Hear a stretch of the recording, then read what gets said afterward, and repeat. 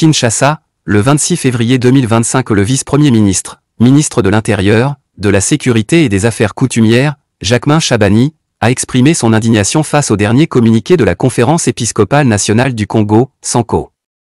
Selon lui, cette déclaration, dénonçant une prétendue chasse et stigmatisation des swahiliphones, repose sur des informations non vérifiées et risque d'aggraver les tensions au sein de la population. Une association aussi importante et respectable comme la SENCO n'a pris le temps de rencontrer aucune autorité de la République, s'est précipité à faire un communiqué. C'est le seul communiqué sur des rumeurs que la SENCO s'est permis de faire. Nous avons eu près de 9 000 morts aujourd'hui. Chaque soir, chaque jour, nos populations du Nord Kivu sont massacrées, tuées, des assassinats ciblés. Aucun communiqué de cette organisation. Mais pour des rumeurs sur les réseaux sociaux, ils ont pris toutes leurs responsabilités pour jeter de l'huile sur le feu. Nous les avons invités pour qu'ils viennent parce que la République, l'État, le gouvernement a besoin de savoir exactement, a besoin de rassembler toutes ces informations. Nous avons des services qui travaillent, nous avons les informations, mais c'est une organisation sérieuse. Nous les avons invités pour qu'ils viennent, parce qu'ils n'ont pas voulu venir d'eux-mêmes, nous les avons invités, qu'ils viennent donner au gouvernement tous les éléments d'information qu'ils ont pour nous permettre de sécuriser davantage nos concitoyens. Mais il est par exemple inquiétant lorsque vous voyez des organisations responsables qui ont pignon sur rue, qui se permettent de sortir des communiqués sur base des rumeurs divulguées dans les réseaux sociaux. Parler de la SENCO et de son communiqué sur des attaques que subirait...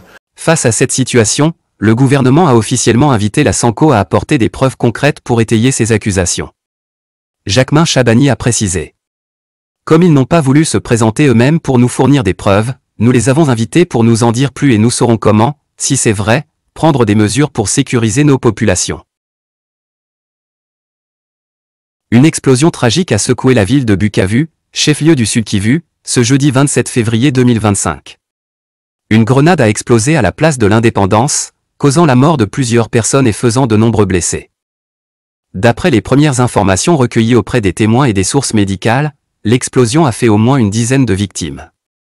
Certains ont perdu la vie sur le coup, tandis que d'autres, grièvement blessés, ont été transportés d'urgence vers les structures sanitaires les plus proches. Un témoin sur place raconte « J'ai entendu une forte détonation, puis j'ai vu des corps projetés au sol.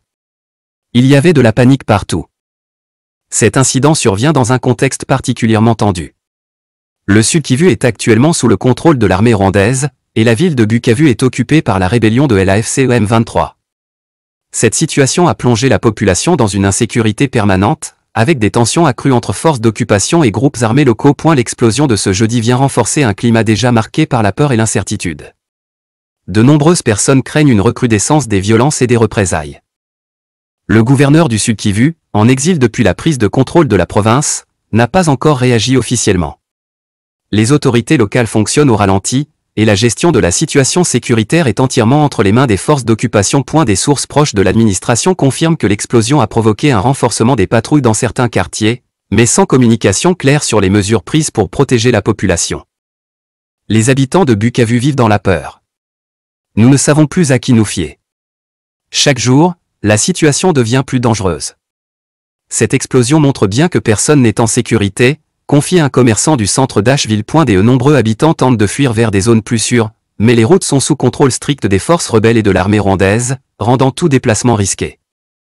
L'explosion de ce jeudi 27 février pourrait n'être qu'un nouveau signal de l'instabilité grandissante dans la région. Les prochaines heures seront cruciales pour déterminer les responsables de cet acte et les conséquences qu'il pourrait engendrer sur la situation déjà critique de Bukavu.